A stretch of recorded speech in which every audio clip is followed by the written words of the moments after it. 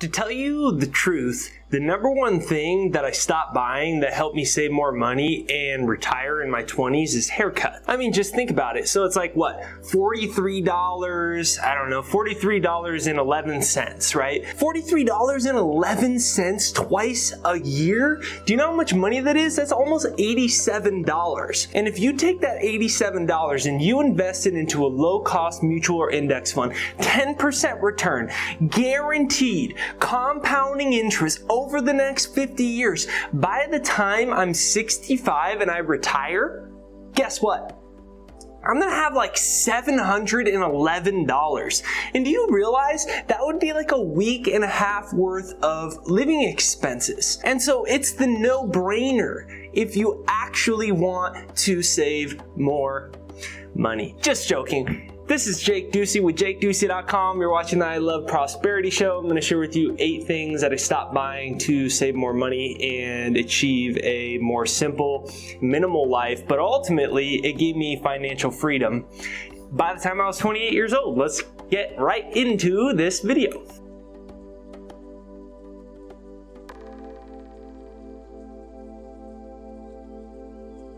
Number 1 is I quit giving in to the idea of being pressured into buying a home. By the time I was 28, now multi-million-dollar business with million-dollar income, but I had practiced all these financial minimalism, budgeting, and high savings and high investment principles, taking 40% of my money and saving that money. And so as I started to accumulate a lot of money, then that pressure of you need to buy a house starts to come in. And, you know, I think the number one thing to consider is, do you really need it? And there is a point in time in a lot of people's lives when it makes sense to buy a home. But I think more often than not, we're pressured into it because we think that we're throwing away our money if we don't do it. When you consider the fact that, especially if you live from home, if you work from home, it'd be nice if you lived from home too. That would make a lot of sense. And if you work from home, you can use a lot of tax advantages without going out of pocket a lot of money. Like the reason that I didn't and I have not yet bought a home, even though the whole pitch is interest rates are never going to be this low and blah, blah, blah, and they try to reel you in. The reason is because I don't want to part with all of my money. I would rather invest it or really wait for the right time in the market, because in a market that the Fed keeps the interest rates so low, it creates this huge housing bubble. Houses are a lot more expensive than I think that they should be. And I'm not going to get pressured into taking a bunch of my money, my hard-earned money, and go plop it into a box when I could just rent a box that's just as nice, and the only thing that I don't is technically own it. And people say, well, don't you want to drill holes in your wall or hammer holes in your wall? Dude, I do it in a house I rent too. You just go to the store for $2 and cover up the hole afterwards. I don't think that's a good enough reason. So I think that not allowing the pressure to especially buy before I'm ready has allowed me to, I mean, really it's allowed me to be a liquid millionaire by the time I'm 28. Otherwise, I just would have dumped it all into a house and I wasn't ready for it. Number 2 is shoes. That was something I actually spent a lot of money on, because I was a basketball player. So you're all indoctrinated into Nikes. I probably had like 3 different pairs of Kobe's, and then I had like maybe 4 or 5 different Nike fashionable shoes that were different colors. Maybe they match my different cargo shorts and my shirt and my fitted hat, and like I looked so cool in high school and college, and I was trying to impress the ladies. Look at my fashion, you know, I wear Nikes, look how cool I am. And when I dropped out of college as a freshman and I had to clean out my dorm room, I realized this was stupid how many shoes that I had. One, it was a waste of money. It cost so much dang money to have it. And number 2, I'm a lot better off with just one comfy pair of shoes. So now I literally just have one pair of shoes that I wear. They're Hoka's, they're running shoes that are extremely comfortable, and I think they look relatively fashionable. And so I wear them when I go to the gym, when I run, I wear them to the grocery store, I wear them when I go to the phone store, I wear them when I go to the doctor's, I wear them to dinner. Anywhere that I go, I wear those. I do not have another pair. I have sandals, but I don't like the way that sandals feel on my knees and my back, so I never wear sandals. And so I have one pair of shoes, and then I have waterproof hiking boots, because when you're out here in Maui and you go back into the forest, it gets very wet. And so that's literally all I have. I bought my last pair in January. They're starting to rip, so now it's November, so almost lasted a whole year. So every 9 to 12 months, I get a new pair, and I don't need to clutter my life with a bunch of shoes. And it's an awful lot of money that you can save, especially when you are actually trying to save money and trying to make the most of a limited income, which is what I really had at the time when I started doing this practice. Okay, now maybe I'm going to get some slack for this one, but I did not and stopped buying Ashley, my wife. At the time, she was my girlfriend when we were trying to save our first 1,000 and our first 10,000 and just trying to not be at break even every single month. I quit buying her anything. Like, I didn't go and like surprise her with a gift card, or I didn't go surprise her with, some fancy thing or whatever. And so one, because we needed the extra money, and two, eventually, once we got a little bit on our feet, I could just go to Vons, and I could, for $9.99 with a Vons club card, I could get perfect, beautiful dozen roses. They look fantastic. They last forever. Vons has fantastic flowers. It only cost me $9.99. Now, here's the big thing about this that Ashley and I learned, is that it actually made us closer, because a lot of times in relationships, we buy things and we give people things as a gesture to say we care about you. But in reality, it puts attention on the wrong things. And when we weren't able to surprise each other with stuff, what happened is it created more intimacy. Instead of stimulating our relationship with stuff, it made us go deeper into our connection to one another, and having a simple, dramaless relationship that was really enriching and a lot of adventure, but not a lot of accumulation of things. Now, this was so valuable, because it made us not only a team, because we were trying to get our financial legs off the ground together at the same time, but it gave both of us a real sense of where happiness comes from and where fulfillment comes from in our own personal lives, because we weren't getting a bunch of stuff, but then in a relationship together, because when it wasn't built off of us trying to get each other gifts, then you had to use a gift in a different way. But in this instance, it was really being present. A lot of times our relationships, which is why 50% of people get divorced over money. And you see these incredibly high divorce rates. And a lot of times I think it's because our relationships don't have the intimacy that they should have, because we're on our phone, we're always looking for gifts, new shoes, new this, new that.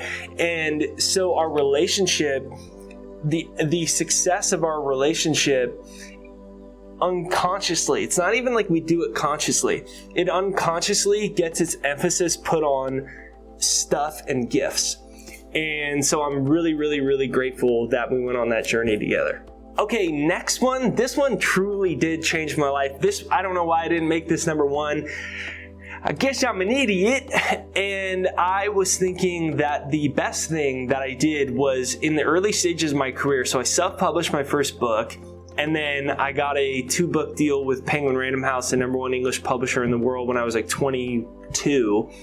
And so I was trying to get my career off the ground, and so I was spending all the money that I have. If I ever had extra money, I'd spend it on the advertising, or I'd pay tons of money for videos that were unsustainable in the early stages of me doing YouTube. I could only publish like 1 video a month because I'd spend so much money on this video, because I thought I'm gonna go viral. And between that and then I'd pay publicists for my book launches, I was paying so many people that I never had any money. And it became also unsustainable, because The progress of my company was based off of hoping for a viral video, finding experts and giving them a crap load of money and hoping it works out, and then keeping a idea that I needed to pay for exposure. And so I was always paying publicists and advertising. None of that was sustainable at all. And I was so in the hole that I had to stop everything. I didn't stop because I wanted to. And then I went through this thing where I was like, oh my gosh, now I'm not going to be successful because I'm not spending money on PR and advertising and publicists and viral videos and all these things. But the ironic thing was, because of that, I had to become more self-reliant. And so I hired someone to teach me PR and publicist work. I taught myself how to apply those principles. I was able to pitch myself successfully on local television, TEDx talk, all types of top 100 podcasts and blogs within my niche, Inc., Entrepreneur, all these types of places that I was able to do on my own. So it saved me a lot of money. And then also I learned how to film myself. So nobody films me, and that saved me a fortune. And it's made my company super profitable because my entire previous YouTube channel that has like 45,000 or 45 million views and over 500,000 subscribers, that was all built off of almost no money. And so it forced me to be creative. It forced me to focus on self-sustainability. I personally believe we're headed for a big economic market crash and recession pretty soon. And now on the internet, whenever people are trying to build things, whether they're building a personal brand, books, they have a snorkel company and they have some new snorkel mask they're putting out online, or they have there's a new green powder company, or there's a new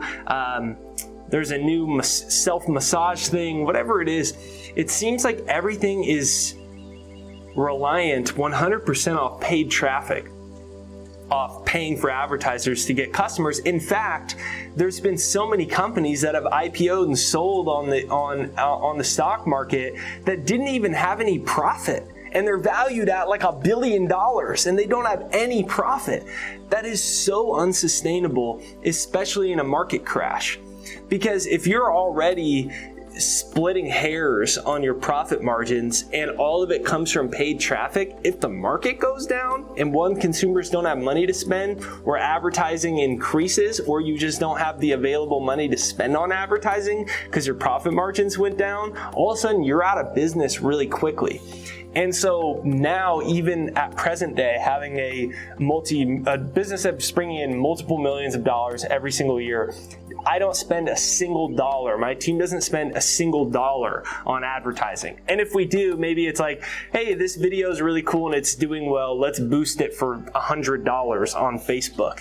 We're not building our revenue on a super small profit margin of 5%, which is what most of these people online are doing in all their niches, whether they're some person that sells some business course, or there's someone that has a new type of coffee and they're trying to market it on Instagram ads. The profit margins are like 5%, and I just personally don't think that that's sustainable. And if I want a simple lifestyle as well outside of business success, I don't want to always be at the mercy of a super small profit margin where your expenses are high and it's relying on always needing 1,000,000% of everything that comes into you off of paid traffic. After that, my motto basically became, is it functional? So clothes that I'm wearing right now, I got a little collared shirt, nothing too fancy here, but this is also climate control in Maui. That's really valuable where it's really hot, because the worst thing in the whole world is when you feel like it's 100 and zillion degrees while you're filming and you get all sweaty. And so the cool thing about this is it looks like I relatively didn't sleep in the bushes with bounces out my hair. And I also, at the same time, it's really comfortable because it's like 7-8 degrees colder than it actually feels. So this is great because when you're in the store, when you're driving around, when you go into the dentist, whatever you're doing, it's so hot here. and at least for me. And so the clothes that I wear that are my business clothes are also the clothes I can wear on a hike. They're also the clothes I can wear on a walk. And so it's 100% functional. So I quit buying anything that just had one little use. Like buy these shoes that maybe you'll wear with this one outfit, or you have this one $33 fitted hat that you wear with this one shirt that you have. Like I quit doing any of that because I needed to keep more of my money, and the way that I was able to do that without feeling totally constricted was buy things that maybe I like the way that they look, but they're totally functional.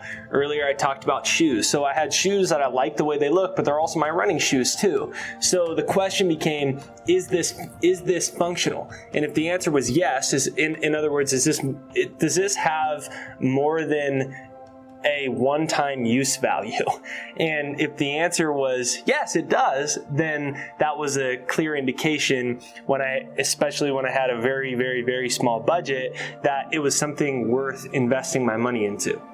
Okay, I gotta be honest, I haven't played video games since I was a freshman in college, but that was when I dropped out. But that was what we did. We sat in the dorm, we played video games, and I spent a lot of my money on video games all through high school.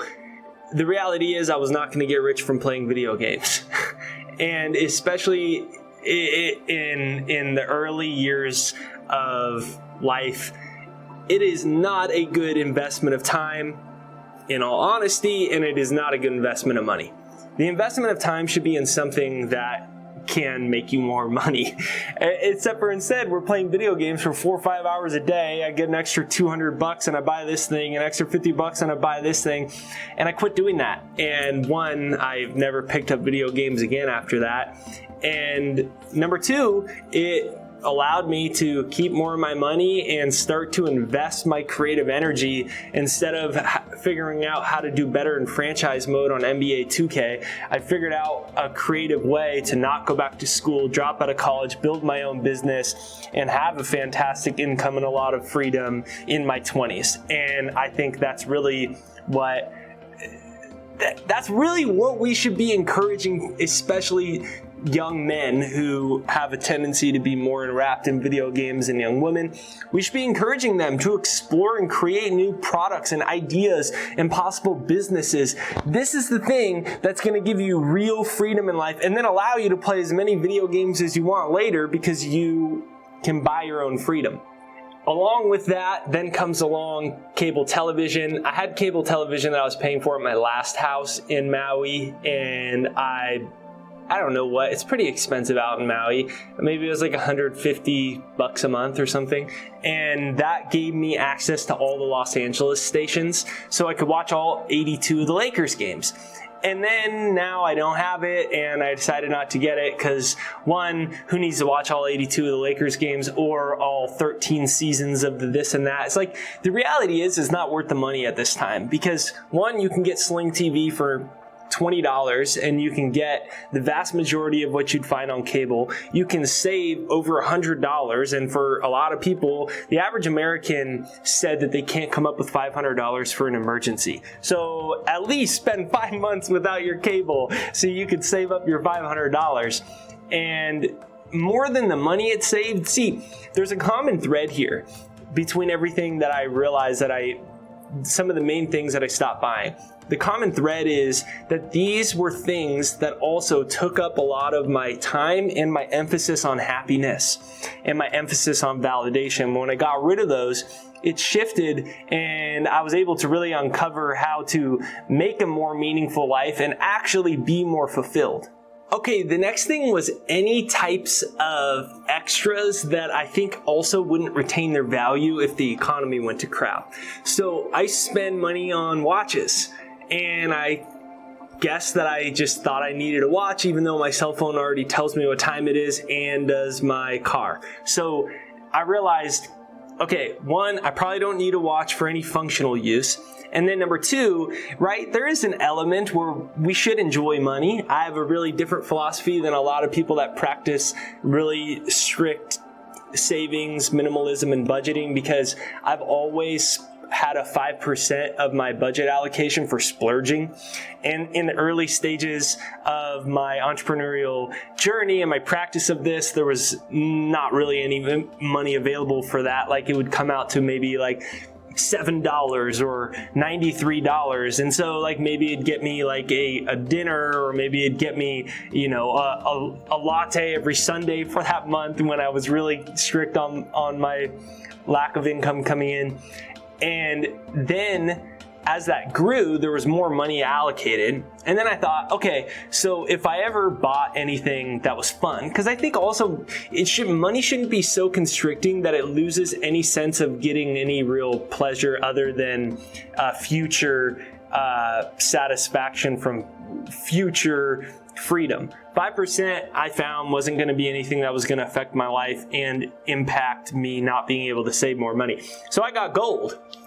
This is like a few ounces of pure 24 karat gold. I found a company, one of the only companies I could find that was 24 karat gold.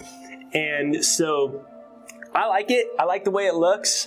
And it doesn't get in the way. And if the economy ever went to crap, gold, precious metals, and the dollar have an inverse relationship. So if the economy ever went to crap, my income went away, my investments went away, at least this would historically always have the inverse relationship to paper currency.